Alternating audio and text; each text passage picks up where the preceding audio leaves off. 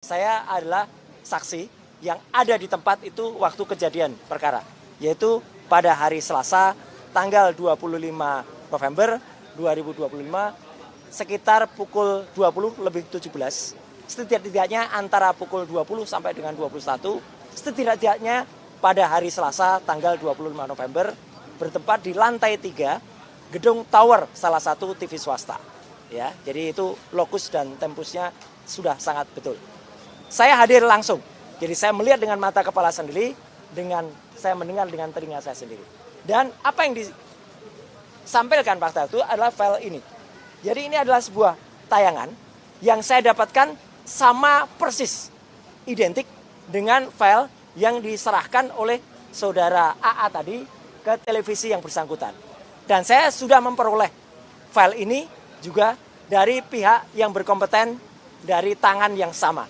Jadi saudara AA menyerahkan kepada seseorang itu juga A1 menyerahkan kepada saya. Jadi ini bukan file yang lain. Ya, ini adalah file yang disebut scan ijazah asli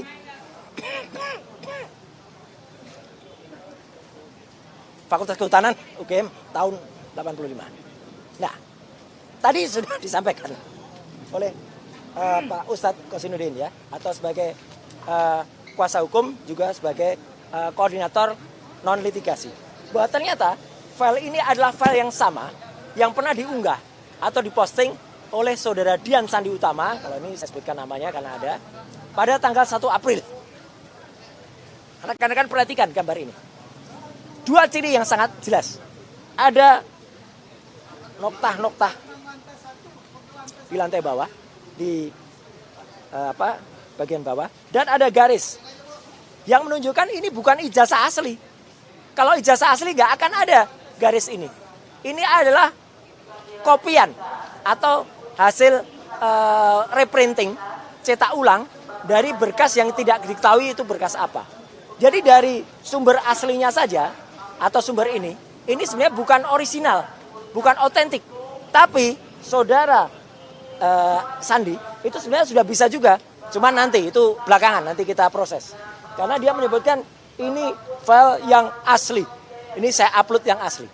Dengan perbandingan sederhana saja, bisa kita lihat bahwa kedua file ini adalah identik. Yaitu apa? Ada garis kertasnya, batas tepi. Ini juga ada garis kertasnya.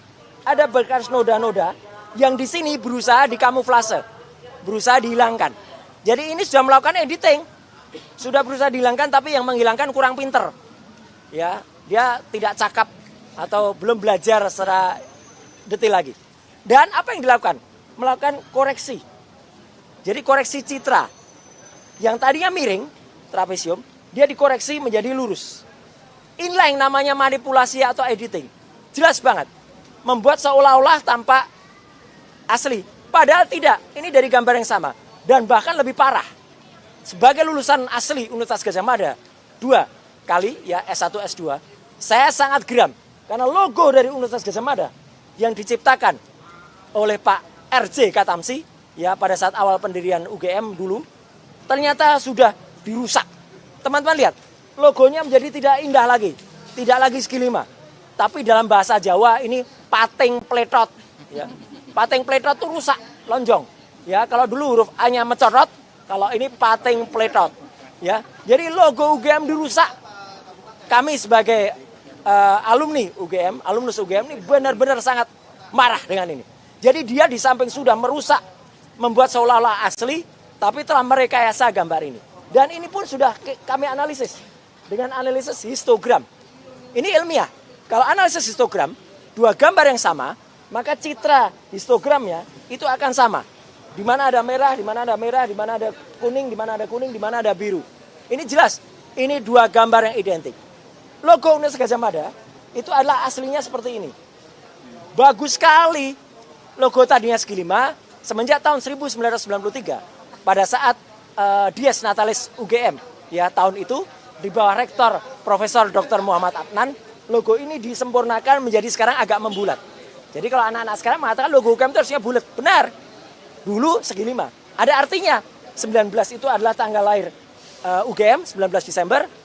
ini hiasan ini bukan teratai tapi ini songkok prajurit keraton. Karena dulu UGM itu kuliah pertama di pagelaran di Sitinggil Keraton Ngayogyakarta Diningrat, dan kami selalu tiap tahun tanggal 19 Desember kami selalu melakukan niti laku dari keraton ke UGM. Ya, jadi saya selalu ikut dan selalu ada yang tidak ikut di niti laku itu. Siapa kira-kira teman-teman bisa menebak ya? Yang ngaku-ngaku lulusan UGM tapi tidak pernah ikut. Ya, ada di situ, ya. Nah, intinya nanti pelapor akan membawa contoh ijazah UGM yang asli. Inilah scan ijazah UGM yang asli. Sama-sama dari Fakultas Kehutanan, sama-sama diterbitkan tahun 1985. Bedanya apa? Ini kalau scan asli selalu munculnya nama watermark. UGM itu punya pelindung seperti pada uang kertas. Inilah watermark. Dan ada juga emboss. Di sini nampak embossnya. Pada cap di bawah timbul, ya, di dekat rektor pada tahun itu Profesor Dr. Teuku Yakob. Ya, jelas betul. Ini ijazah asli tahun 85 yang kemudian kita scan. Kenapa saya kaburkan? Karena beliau bukan pejabat publik. Saya menghormati beliau. Ya, kalau beliau pejabat publik ya. Apakah ini tahun angkatannya Jokowi? Enggak penting. Yang penting lulusan tahun 85. Kalau 85 dan ini pada periode awal saja sudah begini, maka periode yang dikatakan periodenya Jokowi yang itu katanya tahun 85 tapi bulan November harusnya juga sama. Nah, teman-teman bisa lihat perbedaannya. Yang satu nggak ada watermarknya, yang satu ada, yang satu tidak ada embossnya, yang satu jelas ada. Meterainya pun berbeda. Kenapa? Karena memang periodenya berbeda. Ini periode awal tahun, ini periode akhir tahun. Nggak masalah. Jadi kalau ada sekarang saudara AA itu seolah-olah mengaku sebagai ahli meterai ya, gitu. Meterainya merah, biru. Itu nggak prinsip. Meterai pada tahun itu memang ada dua macam. Meterai merah pada awal tahun, 2 periode, Februari dan Mei. Meterai hijau itu pada periode Agustus dan November. Gitu aja udah itu dipatahkan kemarin oleh profesor dari UNJ ya pada siaran yang ada Bang Kasinuddin ya. Jadi itu clear sekali. Intinya begini. Apa yang dilakukan saudara AA dan dibantu oleh orang yang mengaku ahli digital forensik ya, saudara JS itu yang malam hari itu dia berdebat malam dengan AA di acara itu, malah yang aku ahli itu saya. Jadi dia gugup sekali. Saya tidak tahu file ini. Padahal AA itu mengatakan filenya dari dia. Nah, dan apa yang dilakukan oleh yang mengaku ahli itu, dia mengatakan dengan lantang, saya punya scan asli dan ditunjukkan pada YouTube pada saat DF Talk, ya, Digital Forensic Talk. Jadi itu juga nggak benar, nggak boleh, kata ahli hukum kita, Pak Sang Haji, seorang ahli membocorkan file. Ya, dia membocorkan itu pada tayangan YouTube-nya. Dan malam hari itu dia ngaku, ditanya oleh presenternya, ya, saudara Awe, ya, gitu. Dia mengatakan basic questions, mana file aslinya? Wow, bingung dia. Jadi saudara JS pun meneliti file yang tidak asli. Padahal kami dituduh meneliti yang tidak asli. Kalau ahli yang dipakai kepolisian saja meneliti file yang tidak asli, ya, itu harusnya berlaku imbang, equality before the law.